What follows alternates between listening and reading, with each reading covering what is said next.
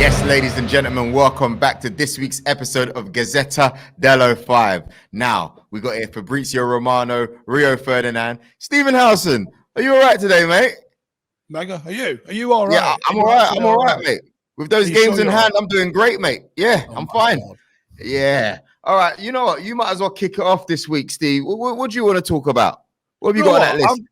I'm actually, I know we've got a big list of stuff that we want to go on, but I'm going to go off topic for a minute here. We have the privilege of having Romano on week in, week out, right? I want to know what's going on in Seria A because I know you're in Milan. Milan are currently top of the Seria A. Are we looking at them potentially winning a title for what's been the first time in, it's been a minute, hasn't it, since you last won the league? Yes, it's like 10 years. 12 years. Yes, 10 or 11 years. Yes, a lot of time. My answer is yes, they're doing good. They won the derby with Inter. They're doing very well. But at the same point, I want to remind you what happened to Inter last 2 months. They played Atalanta away. They played Super Cup with Juventus. They played Lazio. They played Roma in domestic cup, Coppa Italia. They played AC Milan in the derby, and they played in Napoli last weekend. So they had a terrible schedule. Now for Inter, it's all easy games. They only have to play Juventus in April, and all the other games are easy, potentially, of course, but easy. So I still see Inter as favorite. Milan are top of the list, but Inter top of the league. Sorry, but of course Inter have to play one game with Bologna. So it's still an open one, but I still see Inter as favorite. But of course, AC Milan are doing great. Yes, Olivier Giroud is doing incredible. I'm thinking of coming to the Milan derby. Yeah, you got tickets for me, Fab? I'm being serious, by the way. I'm being dead serious. You got tickets for me? Yes. All right, cool. There's one in a couple of weeks, isn't there? In the Coppa Italia. Yeah, yes, mate. It's 1st of March, mate. 8 p.m. kickoff. I'll wait for you. See you there. I might be organising a trip to go to Milan actually to kind of film behind the scenes. So I'll let you know, Romano. We'll hook up. Great. Let's do it. I wait for you. Yeah, not with my tickets, mate. Let's start off with Man United, because I'm hearing that there's a few options, obviously, for management. We've got Ten Hag, we've got Poch, and the Vibe with Five show, Romano, we heard whispers that Richard Arnold could be exploring the possibility of Luis Enrique being a United manager, but obviously it might mean extending Ralph's tenure at United a little bit longer to the World Cup. Is that realistic or is that hearsay? What's going on there?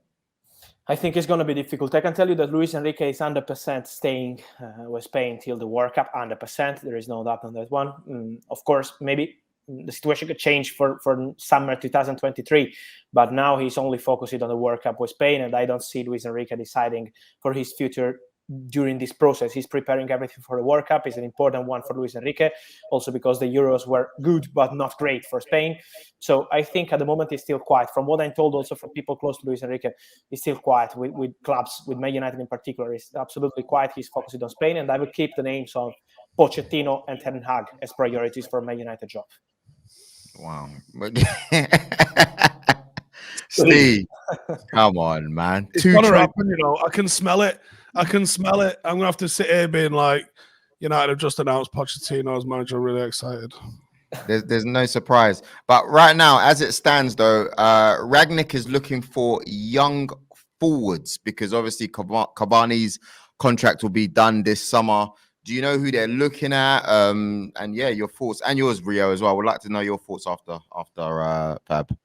Yes, they have many options. They will decide together with the manager. This is an important point. This is for the midfielder. This is for the striker. They have to decide together with the new manager because it depends what kind of striker you want to get. For example, we always had rumors around Holland, but it's more than difficult. So I don't see Erling Haaland as realistic options at the moment for Man United. I will keep an eye on other names. For example, I saw the name around of Lautaro Martinez. He could be one of the names on the list for the summer. We had also the name of Nkunku that is doing great with Leipzig and is a player that Ralf Rangnick knows so well, but it depends on who will be the manager, what kind of striker they want to sign. Nkunku is not a traditional number 9. Lautaro Martinez is a traditional number 9, but he's used to play with another striker close to him. Last season was Lukaku and Lautaro was doing great. This season is Edin Dzeko. So you need to decide what kind of striker you want to sign and, of course, what kind of system you want to use next season. So this is why they will take their time, but 100% Man United will have a new young striker. They need a striker, and this is why they already started the process to look at options, but nothing has been decided yet. Fabrizio, what about in terms of priorities? Because obviously centre midfield, everybody's spoken about that. And then you're talking about a striker. Rangnick's already come out and said they're going to be in the market for one. Where would they prioritise? Up front as a striker, obviously with Cavani leaving and Mason Greenwood at the moment not being available. What do you see the priority for them?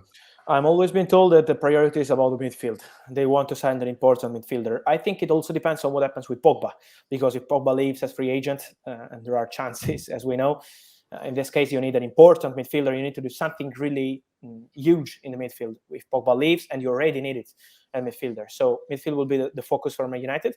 And of course, they will need a striker. They will sign a striker. Let's see what happens, because there are many things to be decided also about the budget for the players that will leave. For example, Donny is now on loan to Everton, but if the new manager will decide to sell Donny and you can make profit money with Van de Beek, maybe for the budget it could be helpful. Also with other players, they need to take really important decisions in the summer for many of these players. This is why it depends on the budget. Let's see also what happens with Martial, if they're able to sell him on a permanent, what the new manager will decide to do with him. But it depends on the budget. I'm sure that the focus will be the midfielder and then the center striker. And what is Man United's budget coming up this season? I don't know. Obviously, Steve, he's got a lot of inside knowledge as well. Have you got a lot in the kitty, or what's going on over there? Steve is about. I leave it to you. I think that United typically, with a new manager, we do seem to give them quite a bit to spend to put their stamp onto a team. It seems that seems to have been the pattern. Louis got quite a lot to spend in his first summer. Jose got quite a lot to spend. Ollie got quite a lot to spend in his first summer. So going off the evidence, unless that was just a pure Woodward thing, you would expect a similar sort of pattern to follow for whoever the manager is come summer, probably getting a significant amount of investment to put their own spin on the team. I hope so, at least, anyway. I don't know. I think they're going to have to do a little bit in the market with the players that are in the club who are trying to get out. Like Fab said, Donny, if Martial does well, he might be someone who could raise money with as well. I think they're going to have a fair bit to spend in terms of on one player they could maybe go and spend a good 50, 60, 70 million. But I don't think it's... If Man United look at, for instance, go and spend £100 million on a particular player, I don't think, unless they get some big sales out of them players we mentioned before, they'll be able to go and get another one. So it's going to be difficult. But the players that Man United are going to need to fill that void in midfield, I don't think you're going to get any change out of 80, 90 million pounds. So who would you see, Steve, United getting rid of to raise the money? This is only a 20-minute show, mate. I actually think that I've said this a couple of times now, and I think I would change the focus. You've got a lot of players that aren't contributing at the moment, whether that's Phil Jones, whether that's Juan Mata, whether that's Eric Bailly, and actually even as much as he's absolutely adored by the fan base, Edison Cavani's not contributing at the moment. And there's a significant wage. Even Nemanja Matic, there's so many players that aren't contributing at Manchester United at the moment. I would clear the decks for those, free up some potentially superstar signing wages and potentially transfer fees, and I would backload that squad and have the backups being academy products. But you also have to tangibly improve the first 11. Or it's not a first 11, it's the first 15 or so, innit? Let's be real. We need to have 15 or so first choice players that everyone's like, oh yeah, player. And then fill the rest of them 10 with players that I'd be happy to sit on the bench. Wherever he buys, he just needs to... Did any of you see the comments from the Southampton manager after the game? What, when the real Ralf was speaking? Oh, yeah. He said that, everybody knows that if you can beat the first line of defence up to forwards because they don't press, they cheat type thing.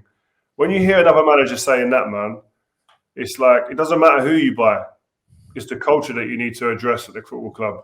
So we spoke on Vibe with Five before about this, and that's a big element that needs sorting out. Do you get that vibe from, obviously you're in Milan, do you get that vibe when people look at Man United now, Fab, that it's a very different beast?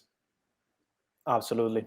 To be honest, yes. The feeling I have also with talking with agents and people in football, yes, this is the point. This is the point. I think your point is 100% correct. Then, of course, you always have the history, the badge, the fans, and so it's always the same attractions for the player. But yes, the system is another point. Many players are waiting to see, for example, I mentioned Lautaro Martinez. He's playing here in Italy. I'm told that he's a player that wants to have clear what kind of system his next club, if he will leave Inter Milan in the coming months, what kind of system he will play. Because as I said before, he's performing so well with playing with two strikers, but maybe playing at Man United with a single striker in the center of area is completely different for a striker, for a player. So this is why they need to clarify what they want to do. This is what Paul Pogba is asking, for example, players that need to decide their future. What you want to do? Who is going to be the new manager? What will be the system? What will be the project? This is something that needs to be clarified, because Man United are always Man United, but it's important to clarify what you want to do for your future. Wow. True. I want to move it on to Kylian Mbappe. Have you seen the news that's come out, Fab, this week about him saying his future hasn't been made? What's going on?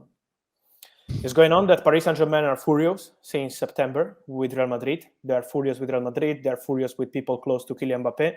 They are more than furious because of the public comments from Real Madrid people, public comments from Kylian Mbappe. I remember he did some interview immediately after the summer window saying about his dream of playing for Real Madrid. That is the reality, because the player dreams of Real Madrid. So this is not new. But Paris Saint-Germain were really angry and furious with Mbappe and with Real Madrid for the comments. So now it's absolutely normal, in particular because of Champions League clash, to keep the situation quiet on Mbappe's side, to say, as he did a few days ago in public, I'm not going to sign my contract with Real Madrid now, of course, during the Champions League period, because they had this important game. Same from Real Madrid. They are not commenting about Mbappe since 2 or 3 months. And I think it's normal from Carlo Ancelotti, from Florentino Perez. No words on Mbappe because they want to keep the situation quiet. But Real Madrid, behind the scenes, they're still working to get Kylian Mbappe as free agent. They want Kylian Mbappe as free agents. And so the process is on for Real Madrid. It's not done. It's not signed. What Mbappe says is true. He's not 100% decided yet, but Real Madrid are pushing and pushing to have Mbappe. So I still see them as favorites to get him as free agent. Rio, what's your thoughts when you're hearing all of this, man? Like, PSG are a big club, but don't you think this should be handled a little bit better? Yeah, but listen, we've seen this before with Real Madrid. When they go after a player, they're not shy, and they don't do it privately. Everything is normally in the paper. I experienced it with Cristiano Ronaldo for 2-3 years. They were talking in the media, the president talking and saying openly in the media that they're going after him and they want him.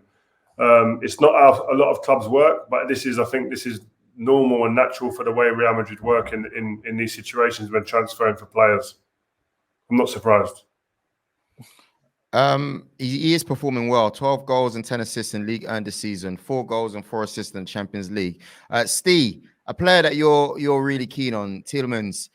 He won't be extending his contract at Leicester City. Surely someone you would like to see play in your team, right? Absolutely. Like that's one of those signings that, you know, I always think we've got one of them literally sitting up here with me, right? When we have Premier League proven players, they're always a sure bet. I think there's not really many failures that you get. People are going to go, well, what about Sanchez? Well, circumstances and, you know, timing. When you've got someone that's the sort of age profile that Tielemans is, you get someone that's around 23, 24. Neves fits this template as well, exactly for me. I would love to see us bring both of those in. The fact that he's deciding to not extend his contract, that's an indication of sell me or lose me, innit? So you can go to Leicester this summer. You can put a sensible offer on the table, and there should be a chance that it gets accepted. And he absolutely improves Manchester United's midfield. Where do you reckon he's going to end up, Fab?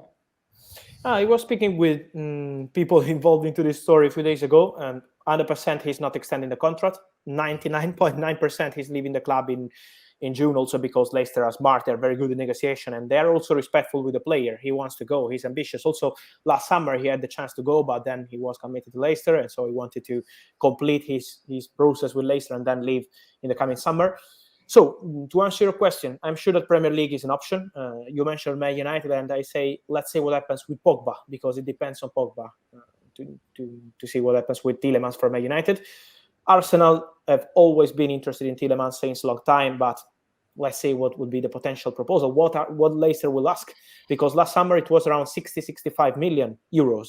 Let's see this summer with 1 year left on his contract, maybe it would be 45, 50, but it's still a huge fee for Tielemans. I agree with Steve and with you that the player is amazing. So it's an open situation, I'm told. Nothing has been agreed on player side with any club. He has proposals from Spain. He has proposals from England. He loves Premier League football. So I have the feeling that staying in Premier League is a good option for him. But it's absolutely open. I think it's a very good moment for Tielemans to decide, to take his time, to see what kind of project is the best one for him. But I'm sure that he will be one of the stars to watch on the market because he's going to leave Leicester. And you got Chelsea. There's quite a lot going on at Chelsea. Jules Koundé, Rudiger, Azpilicueta, Christensen, Alonso. What's the movement over there so far, man? Like they're now the best team, the best club in the world. Surely they're going to have people coming in, coming out, staying longer. What's going on? Talking about contracts, Christensen, I have the feeling that Christensen has really huge chances to leave the club as free agent in the coming months. Barcelona and Bayern, both clubs are pushing to sign him as free agent. So Christensen from Chelsea side, they say we agreed verbally a contract last week of August. So you should accept that proposal or we are not going to change our proposal. So it's up to Christensen. But from what I'm told, he's tempted by Barcelona or Bayern as free agent. Rudiger, his last sentence also today is, I'm waiting for Chelsea decisions. Why? Because he wants an important contract. He's not accepting what Chelsea are offering. So it's still open for Rudiger. I saw some reports from England saying that he's going to sign a new deal with Chelsea. It's a possibility, but it's not for sure. There is nothing agreed between Chelsea and Rudiger at the moment. So let's see if Chelsea will improve the proposal. If not, Rudiger will be open to talk with other clubs. He would love to stay, but not at the current proposal. He loves the club, but they need to improve their proposal if they want to keep Rudiger. Why aren't Chelsea putting a good offer in for him? Good question. Good question. It makes no sense to me. He must be asking for crazy money then. Other teams are going to be giving him like, he's going for a free. So he could be saying, listen, I want 10, 15, 20 million up front. Like, and massive wages as well. And he's sitting there saying, if you're going to replace me, you're going to have to spend. If you want to replace me, you might have to go and buy Koundé from Sevilla. It's going to cost you 50, 60 million. Give me 10, 15, 20 million and big wages. And you're still in front. You're still doing better than going buying Koundé maybe. So, I don't know. Chelsea might say, no, we can't be doing that. This is the point for Rudiger. And to complete on Koundé, the names mentioned by Rio, they want Koundé. Chelsea want Koundé. Wanted him last summer. They are still in contact with his agents. They are still thinking of Koundé as priority for the summer. So Jules Koundé will be the target for Chelsea centre-back. Let's see if they will be able to do it with Sevilla, because we know how difficult it is to negotiate with Sevilla for the stars. Last summer, they wanted 65 million. I have the feeling that this summer will be the same, 65, 70 million, no less than this. So let's see what happens. But Koundé is still in Chelsea list, and they will 100% sign a new centre-back, whatever happens with Tony Rudiger. Wow. Final one. I've seen that Andres Pereira sold to Flamengo for 10.5 million euros plus a 25% sell-on clause, Fab. Any further info on that? Whoa. Yes, that's fine. That's fine. I just saw Akanji might have been linked to Man United. Someone's going out. It's fine. They can go. Akanji, is that true or false? I'm told that they had some conversation with his agents, but there is no talk or no proposal. It's not something advanced at the moment. Also because Dortmund, if they are going to miss on Erling Haaland, if Erling Haaland will leave, I don't see them selling 2 or 3 strikers in the same window. It's not in Borussia Dortmund style. So let's see what Man United will decide to do with centre-backs, because we mentioned striker, we mentioned the midfielder. Then if you want to spend big money also on the centre-back, it's a lot of money. So we have to see how much will be the budget. But a lot of rumors on this boy, but still nothing going on. And for Pereira, yes, he's almost done. He will go to Flamengo on a permanent. He's already at Flamengo, but will be a permanent move. 10.5, 25% sell-on clause included. Everything is almost agreed, so we're just waiting for the official statement, but it's done. Cool. Sorry, Man United. All right, guys. Thank you very much for watching Gazzetta Dello FIVE, and we'll be back next week with more info. Fab, have a great week, and we're going to chat offline, yeah? 1st of March. Thank you, guys. Thank you. Peace. Ciao. Take care, mate. Thanks a lot.